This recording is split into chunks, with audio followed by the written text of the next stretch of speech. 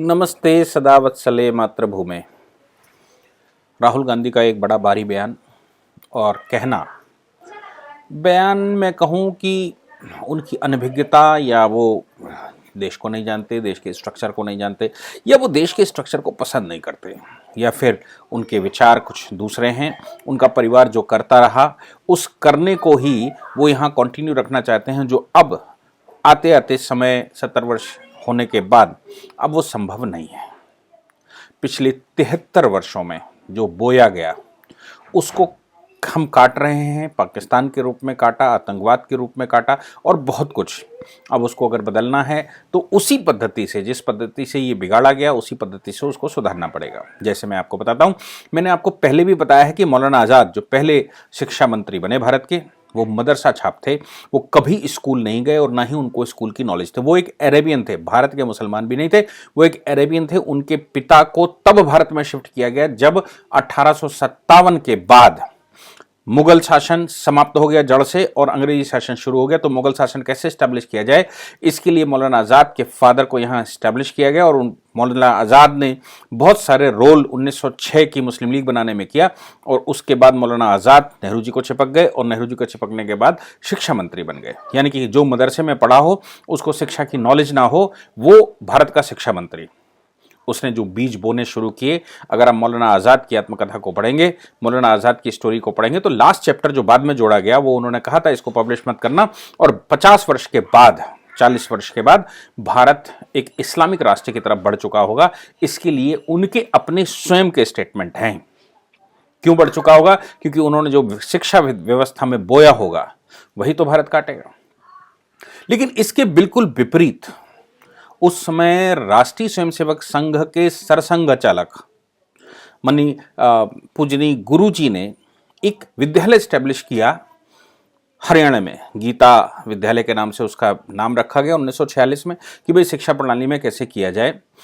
कुरुक्षेत्र मतलब गीता स्कूल उसको कहा गया कुरुक्षेत्र का, और उस स्कूल को बैन कर दिया गया 1948 में। उसके बाद 1952 में नानाजी देशमुख, हम सब जानते हैं नानाजी देशमुख भारत के लिए कितना बड़ा नाम है, राष्ट्रवाद का नाम है। उनको मोदी सरकार ने अभी भारत रत्न से भी नवाजा है।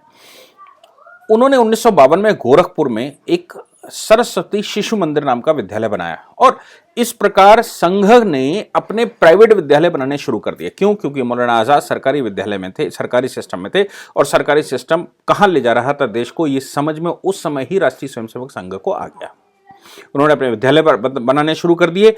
उन विद्यालयों में जो बच्चे पढ़ने शुरू हुए, अभी मैं अगर डेटा की बात करूं तो लगभग इस समय का एक अनुमान है कि 25,000 से 30,000 विद्यालय संघ के हैं, जिनको अलग अलग नामों से जाना जाता है। सामान्यतः वो सरस्वती शिशु मंदिर, सरस्वती विद्या मंदिर, केवल विद्या मंदिर, सरस्वती शिशु मंदिर इंटर कॉलेज, सरस्वती विद्या मंदिर इंटर कॉलेज, ऐसे विद्यालयों का नाम है। आपको पूरे देश में वो श्रृंखला मिल जाएगी और आपको बहुत बड़ा अच्छा इंफ्रास्ट्रक्चर उसमें नहीं मिलेगा। क्यों? क्योंकि वो नो प्रॉफिट पर काम करने वाले विद्यालय हैं। और पूरे देश में, संसार में किसी भी प्राइवेट ऑर्गेनाइजेशन के पास इतनी बड़ी श्रृंखला विद्यालयों की नहीं है, इतने बड़े स्तर पर स्कूल नहीं चलाते। लगभग 50 लाख बच्चे पढ़ते हैं और लगभग 25,000 विद्यालय हैं। ये ऑर्गेनाइज और अनऑर्गेनाइज दोनों मिलाकर मैं बात कर रहा हूं। एक तो एफिलिएटेड होता है और एक शिशु मंदिर रहता है जिसका एफिलिएशन की जरूरत नहीं पड़ती। उन दोनों को मिलाकर मैं कह रहा हूं कि 25,000 के लगभग विद्यालय हैं। कुछ लोगों का अनुमान है कि 30,000 35,000 भी क्रॉस कर रहे हैं। एकल विद्यालयों की अगर बात करें तो देश में 1.5 से 2 लाख एकल विद्यालय हैं जहां सांस्कृतिक शिक्षा दी जाती है। यानी कि अगर हम एकल विद्यालय और सभी प्रकार के संघ के विद्यालयों की बात करें तो लगभग 2 लाख विद्यालय पूरे देश में है। अब इन विद्यालयों में सिखाया क्या जाता है? सरस्वती शिशु मंदिर विद्या मंदिर सन 1977 में रेगुलेट हुआ। 1977 में रेगुलेट कैसे हुआ कि जब बहुत सारे विद्यालयों की श्रृंखला हो गई तो वो सब एक से चलें, एक सी शिक्षा व्यवस्था हो, एक सा वहां सिस्टम हो, उसके लिए 1977-78 में उसको एस्टेब्लिश किया गया। फिर वो रेगुलेशन में आ गए और एक संस्था जिसका हेडक्वार्टर दिल्ली और लखनऊ में है, उसने, यानी कि जो भारतीय विद्या भारती जिसको कहते हैं, अखिल भारतीय विद्या भारती या भारतीय विद्या भारती उसको कहते हैं, विद्या भारती इन शॉर्ट कहते हैं, उसने इन सभी को रेगुलेट करना शुरू कर दिया। इन स्कूलों में 12,000 से ज्यादा, मैं कहूं केवल उत्तर प्रदेश की बात कहूं तो केवल उत्तर प्रदेश में 12,000 से ज्यादा मुस्लिम और क्रिश्चियन स्टूडेंट भी पढ़ते हैं। और पूरे देश में एक अनुमान है कि 50,000 से ऊपर, 50 लाख बच्चों में लगभग 50,000 से ऊपर मुस्लिम बच्चे भी पढ़ते हैं। और ये जो मुस्लिम बच्चे हैं, ये कोई पढ़ते नहीं है केवल, इन्होंने टॉप भी किए हैं। जैसे मैं अगर एक जनरल बात कहूं तो असम का एक विद्यालय है शिशु निकेतन। शिशु निकेतन में सरफराज नाम के बच्चे ने 10वीं में पूरा असम टॉप किया। ऐसे ही झारखंड में ये विद्यावार्थी के स्कूल में 10 बच्चों ने टॉप किया, स्टेट टॉप किया। शिशु मंदिर से ही पढ़ी एक छात्रा सारिका जैन जो आईएएस है, उसने कहा कि मेरे जो संस्कार मिले उन संस्कारों की वजह से ही मैं इस उच्च पद पर हूं। और असम में एक विद्यालय शंकर देव शिशु निकेतन, 10 में से 8 बच्चे, उसमें भी कई एक मुस्लिम्स। बंगाल में ऐसे प्रकरण हैं, देश में ऐसे प्रकरण हैं। मैं एक छोटे से जिले की अगर बात करूं तो एक जिला बहुत छोटा सा, बहुत पिछड़ा हुआ, पिछड़ा शायद हम इसलिए कहेंगे कि सलमान खुर्शीद वहां से रिप्रेजेंटेशन करते रहे, खुर्शीद आलम खां उनके पिताजी वहां से रिप्रेजेंटेशन करते रहे, और जाकिर हुसैन वहां से रिप्रेजेंटेशन करते रहे, और फर्रुखाबाद बहुत पिछड़ा जिला बना रहा। आज भी बहुत अच्छा रिप्रेजेंटेशन फर्रुखाबाद जिले से नहीं। मेरे को इसलिए अनुभव आया क्योंकि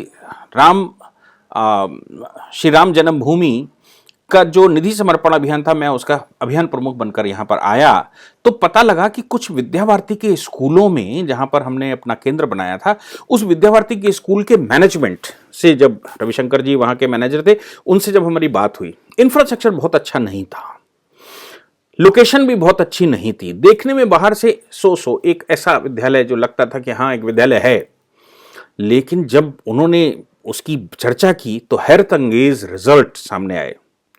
बताते हैं कि जिले में टॉप 10 में से 8 बच्चे उस विद्यालय से, 6 बच्चे उस विद्यालय से, और ऐसा कोई ईयर नहीं जाता लगभग जिसमें उस विद्यालय से टॉप नहीं करते।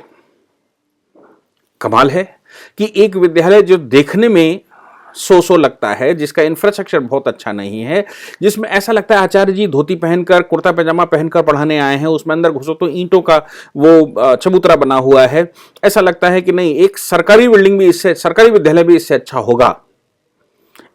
इंफ्रास्ट्रक्चर नहीं है, उनके पास धन नहीं है, लेकिन वो मेरिट में आते हैं।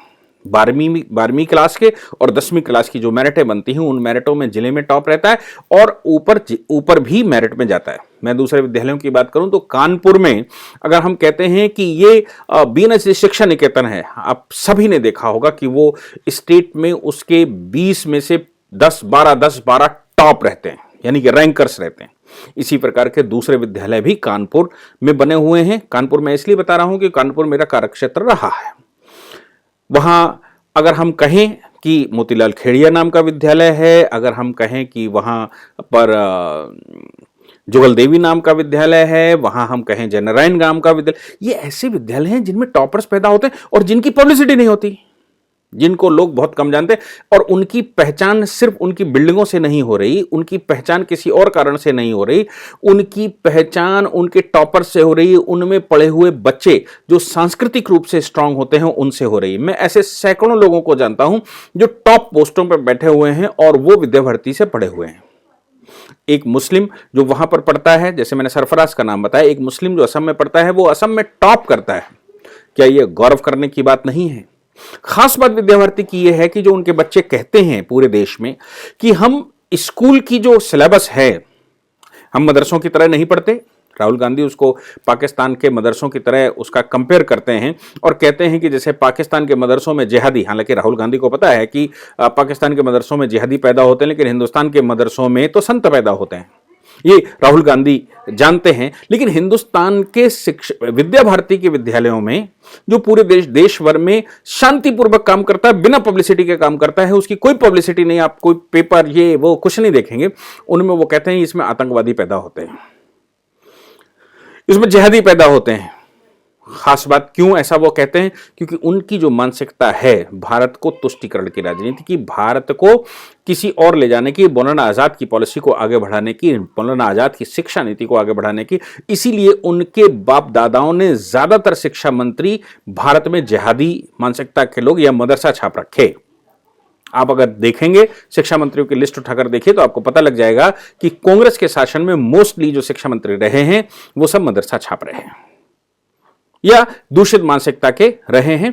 अब उनमें से अगर कुछ और नाम भी लेना चाहें तो इस समय के उपराष्ट्रपति रहे हामिद अंसारी के स्टेटमेंट आप देख सकते हैं कि उनको घुटन महसूस होती है। क्यों घुटन महसूस होती है? क्योंकि वो आतंकवादियों के जो संस्कार हैं उन संस्कारों को पसंद करने वाले लोग अब भारत में जब दूसरी बयार चल रही है, भारत में पढ़ने लिखने के साथ सांस्कृतिक विरासत भी हो रही है, विद्या भारती के स्कूल जहां संस्कृत में प्रार्थना होती है, जहां संस्कार सिखाए जाते हैं, घर में पैर छूकर अगर नहीं आओगे तो वहां पनिश किया जाता है, नाखून काट कर नहीं आओगे तो पनिश किया जाता है, वहां पारिवारिक व्यवस्था, वहां पर सांस्कृतिक व्यवस्था, वहां पूजा पाठ की व्यवस्था और भारत के वैभवशाली इतिहास पर लेक्चर्स होते हैं। स्कूल की शिक्षा, स्कूल का सिलेबस, उसके अतिरिक्त भी ये बातें वहां पर होती हैं। इसलिए मैं राहुल गांधी का जब स्टेटमेंट आया, हालांकि मुझे उस पर कोई आश्चर्य नहीं हुआ क्योंकि राहुल गांधी तो ऐसा बोलने में माहिर हैं। हालांकि वो पिछले चुनाव में जनेऊ पहने घूम रहे थे लेकिन उस जनेऊ का भी उनको लाभ नहीं मिला, तो फिर से उसी ट्रैक पर आ गए जिस ट्रैक पर पहले वो उनके पूर्वज चलते रहे और उनको लगता है कि उनके पूर्वज जो करते रहे अगर हम वही करेंगे तो सत्ता में बने रहेंगे। उनके पूर्वज तोड़ो फोड़ो और राजनीति करो, हिंदुओं को तुष्टीकरण करो, हिंदुओं को किसी प्रकार से नीचा दिखाओ और बाकी का 15-20% वोट सीधा ले लो और वो वोट लेकर सरकार बना लो। ये उनका विचार रहा है। इसलिए इस प्रकार के लोग इस प्रकार के स्टेटमेंट देते हैं। शर्म करनी चाहिए राहुल गांधी को जो ये कहते हैं विद्या भारती के स्कूलों में आतंकवादी पैदा होते हैं।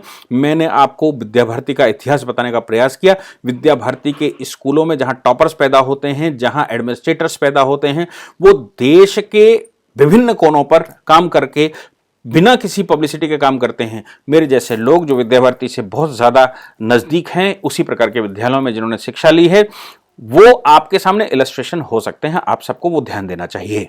देश में विद्या भारती हिंदी और इंग्लिश दोनों मीडियम्स में स्कूल चलाते हैं, इंग्लिश मीडियम में भी को एजुकेशन चलाते हैं, लेकिन आपको उनके को एजुकेशन स्कूलों में किसी भी प्रकार की कोई हरकत नहीं मिलेगी।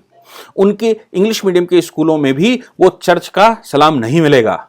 उनके स्कूलों में संस्कार, सिलेबस के साथ संस्कार, और जिसको संस्कारित कर दिया जाएगा वो निश्चित रूप से सफलता की जो ऊंचाई है वो पाकर रहेगा। क्योंकि संस्कार से विरत करने, संस्कार से भटकाने के 50 साधन हमारे पास हैं, लेकिन संस्कार देने के अभी कोई विद्यालय, कोई साधन हमारे पास नहीं बचे। विद्या भारती उसमें एक प्रमुख भूमिका में है। इसलिए ये जो बच्चे हैं जो सांस्कृतिक रूप से स्ट्रांग हैं, जो भारतीय परंपराओं को जानते हैं, जो भारत के इतिहास को जानते हैं, भारत के वैभव को जानते हैं, इनसे राहुल गांधी को कष्ट होना स्वाभाविक है। और चूंकि राहुल गांधी को इनसे कष्ट होगा तो उनका इस प्रकार का स्टेटमेंट आना भी स्वाभाविक है। लेकिन यह देश जानता है कि राहुल गांधी को किस प्रकार से ट्रीट करना है और कैसे उनकी व्यवस्था करनी है। Thank you very much. यदि आप लॉ पढ़ना चाहते हैं तो कहीं और क्यों जाना, हमारे ऐप को डाउनलोड करें और लॉ पढ़ें।